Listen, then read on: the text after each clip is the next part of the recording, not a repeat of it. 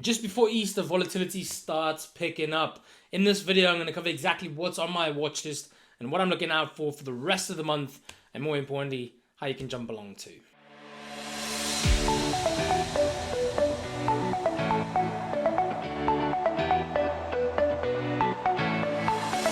What's going on, guys? Welcome back to another video. Happy Easter. If you celebrate Easter, it is Easter weekend and Easter is upon us. And yeah, that involves NFP tomorrow, which is quite a weird one. I was actually quite surprised that the non-farm release was going to go ahead, as most markets are shut tomorrow, both in the US and the UK.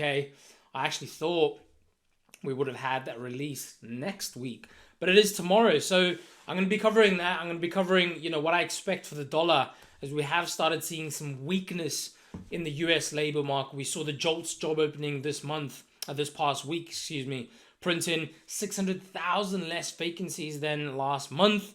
We also saw ISM manufacturing PMIs taking a hit. And yeah, it's going to be interesting to see what the headline NFP figure is, how many jobs have been added for the month of March, and more so what the unemployment rate is and where that is ticking. So without further ado, we're going to jump onto the charts and go from there. Right, dollar overall. If you're new to the channel, I always start on dollar. Dollar is a good little index of what is actually going on. Despite controversy, despite everything going on in the world, dollar remains the world reserve currency. So if we understand what is happening with the dollar, we understand what is happening with everything else. So looking at dollar overall, dollar has been on the slide. This is not because China and Russia are, trying to depeg the dollar. They're not trying to take the dollar away as the world's reserve currency. This is purely because we have obviously seen inflation peaking. We have seen ISM really starting to slow down, showing that contraction in the economy. We've also started to see the labor market take on some weakness. So this really just shows us that a lot more pressure is going to be put on the Fed very, very soon. And we have more than likely come to the peak of the Fed funds rate really, really soon, versus, there's still being a lot of room and there's still being a lot of strong data, which means the Fed would have that backing to keep going. So looking at dollar overall, I do expect a bit of a higher pricing. I don't think the storm is over yet. I still do believe that we are going to have, a lot of risk off moves over the next couple of days and next couple of weeks. And, the real summary about that is, when you are looking for risk off, me looking for risk off is trying to sell equities, trying to sell the S&P and the Dow. And if I'm looking to sell the S&P and the Dow, I technically then am looking for a bounce in dollar, right? Despite me wanting it, it's just how it is. So looking at the Dow, looking at the S&P, we are at areas of interest, right? We are at areas of interest, and I do favor getting involved at some point next week in the S&P, right? I've held back with the Dow and the S&P for now, as they're not at areas of interest just yet. So the S&P, for me, I'm looking for the S&P to come into 41.15, which would be a nice little area to short.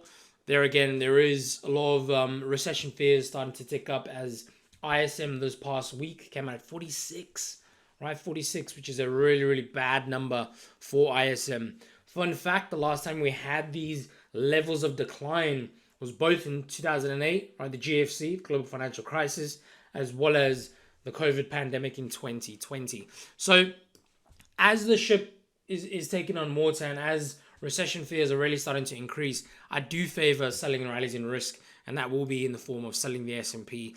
Throughout the month of March, I took the S&P twice, right? I had the S&P twice, and I do favor selling it again this month, right? Looking for the risk reward is just the only thing we should be doing. So should we see 41.15 into next week, which is about 17 points from where we are, I do like the risk reward there, and I will be getting involved in that. Looking at dollar then overall, we have broken below 102. We did make an attempt to it today, which did drive risk pre-US, right? Pre-US, we did have a bit of a sell-off in the Dow, sell-off in the S&P, sell-off in the NASDAQ, and that's obviously corrected right now because dollar is reversing off of that 102. So, that being said, if I am looking for the S&P to have one last attempt higher, I would look for dollar to come back into these sort of regions. So I'd say 101.50, 101.60 for a bit of a bounce on dollar, right? Ideally back into, the 102.60, 102.70 area, as I do favor at least a lower swing high into that region, or more than likely back above 103 at some point over the next couple of weeks, which will then give us that full rollover in risk. But what to expect for NFP, the headline figure for NFP, let's go to that tomorrow. Headline figure tomorrow, look at that, loads of holidays, right? So I wouldn't recommend trading tomorrow as volume is going to be very, very thin and some markets are going to be shut. So if you're looking to short the S&P and the Dow, probably going to be shut, so I'd leave it alone, right? Don't even look at it. But headline figure, NFP, we are looking at 239,000 jobs that were added in the month of March. Somebody to take note, this NFP will be the 8th consecutive NFP should it breach expectations. Right? Should have breached expectations. So the labor markets remain extremely, extremely strong this year so far, right? Even last year. And I really do think that is starting to slow down. We've seen the warning signs. We've seen the unemployment rate tick up. We've seen jolts declining. And all that the jolts shows us is if 600,000 vacancies less are available on the job market, that does not mean 600,000 jobs have been added. Clearly. Right, last month 300,000 jobs were added. They're expecting to add 239,000 jobs on this NFP figure. That shows us a gap of 400,000 jobs. Those vacancies are closed. They're not there anymore. So that being said, I really think the ship has taken on water and risk, and I do think that is going to start to transact and to play really well into risk assets. So be that in the form of jumping on the back of euro, jumping on the back of the Aussie cable. Then that could be your best bet. The Aussie, I put a trade out there. I think it was early on this week, Monday, Tuesday. We were looking to buy the dip on the Aussie, but that trade left us, right? Left us without even giving a correction. But fast forwarding into the latter half of the week, we had the RBA, right? The Reserve Bank of Australia pausing rates, right? They said, you know what? We're happy. Inflation is starting to cool. Let me go ahead and show you. Inflation is starting to cool. We know we're going to pause rates right there.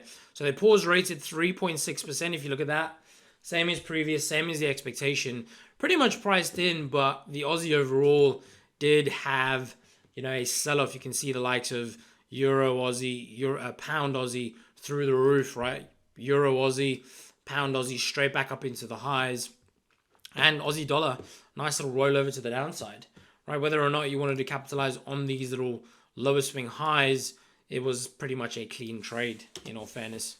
Literally A to B.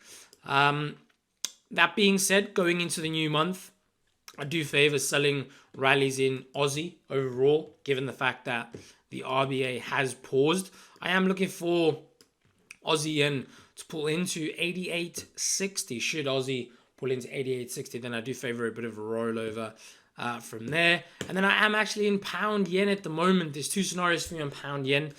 Both scenarios include short in Pound Yen. I like from where it is. I like the fact that I'm looking for some pound weakness. I'm also looking for some yen strength.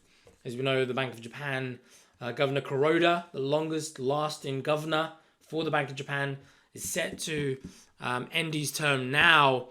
And he's the person that's going to be replacing him, Kazuo Ueda, set to be quite a hawkish person. So, how I see it is every new political person wants to prove themselves, right? Every political person wants to prove themselves. So for me, I favor some yen strength. That is just how I feel. I do think we are going to have some yen strength, especially with risk off. If in a full risk off environment, you do see that flight for safety, and the yen is that safe haven currency, right? The Swiss and the yen. So I'm looking for that flight to safety over the next few weeks as I short risk, right? As I short risk. So I will be looking to short the yen pairs as well. Scenario A is from where it is. I'm literally in about 10 pips drawdown on pound yen. Alternatively, we have one last little push to scenario B, giving us that right shoulder, giving us that lower high, which we can go ahead and draw a fib from the high to the low. And that would be scenario B. So both scenarios involve shorting it. I wouldn't really buy it back up. We did see some bullish price action this morning. Just to show you over there, a bit of a bullish divergence, breaking that previous wave high. retesting these previous wave highs. So, for some people, that would have been a bullish trade. That would have been a buy trade, because we broke these two previous highs and there was that retest, right? That strong level of support. But for myself, I favor the short overall. I do favor some yen strength. So I'm going to be looking to short, pound yen. I'm looking to short euro yen, Aussie yen, as and when the time is ready and as and when the risk reward is ready. So for me, I might carry this. Let me just untick my highlighter. I might carry this over the weekend. Thought, fuck it. I've managed my risk. I have, factored in a 50 pip stop on this position should the market take me out. I've already factored it in. Alternatively, as I mentioned in my mentorship group, if you are in such a position before such a long weekend, bank holiday weekend, Monday is going to be very quiet too, then, cut your position. It's been floating around. It was 40 pips at one point. So should you get back into a bit of profit, you want to cut your position, cut it. Come back next week. Come back next week with a fresh mind. But yeah, that's pretty much it for me, really. Crypto market, fairly quiet, but we have had $150 billion worth of market cap the past few weeks. With the uncertainty in the banking sector, we have seen, in my opinion, what would be a lot of traditional finance money coming back into the markets. All right, so $150 billion worth of crypto. A couple of weeks ago, we were stuck at $1 trillion market cap. We're now at 1.15. So $150 billion worth has increased into crypto, which there again, folks, if people are unsure about the money sitting in their bank accounts, let's say they got 5K, 10K in the bank, maybe they're looking for that alternative. That would be in the form of buying gold, or throwing some money into crypto, because can you trust your bank in such uncertain times? You heard it from Joe Biden reiterating that, there is going to be further contagions in small banks, right? Further contagion in small banks. So how do you know, right? You don't. So it's definitely worth having some skin in the game, especially in the crypto space, to have that alternative, right? To have that edge. So yeah, for me, predominantly looking for pound yen, euro yen. Euro yen was good to me throughout the month of April. I short euro yen 3 times, 2 of those being winners. One actually I got out a bit early because I was traveling at the time to South Africa. But second position obviously milked it. Third position stopped me out a bit early on that one. But yeah, 2 scenarios on euro yen as well. I'm not actually in this, but 2 scenarios on euro yen would have been from where it was this morning, right? Which I covered in my live London session call. And then the second scenario would be a push up into 144.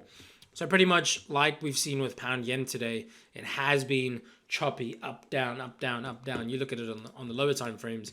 It's been stuck in this little 50 pip range, up, down, up, down. So your neck would have been sore watching this today. But I've been patient. I'm going to hold this more than likely through the weekend. I'll see how I feel in the next couple of hours before the market closes. But that's it from me, folks. I mean, hope you're all well. My Life is Bullish collection is starting and launching very, very soon. Once I have my meetup, I have a meetup in April with my mentorship traders. When I drop the YouTube video of that meetup, the Trader Life store is going to be live. So look out for that one in a couple of weeks. And yeah, it's pretty exciting. I can't wait. I'm not going to lie. I haven't been this excited in a very long time. But yeah, I'm looking forward to sharing that with you. I know I have had this channel for a while. I know a lot of you do watch, so I appreciate it. If you are still watching now, do like, comment, share, subscribe. Drop a comment in the section below on what you want to see in the channel. I'm going to do my best to bring it to you. But hope you're all well. Have a great Easter with your families. Rest up. Don't overtrade, right? Markets are going to be dead. So take your time. It is NFP tomorrow, so look out for that one. And yeah, see you guys next week. Take it easy.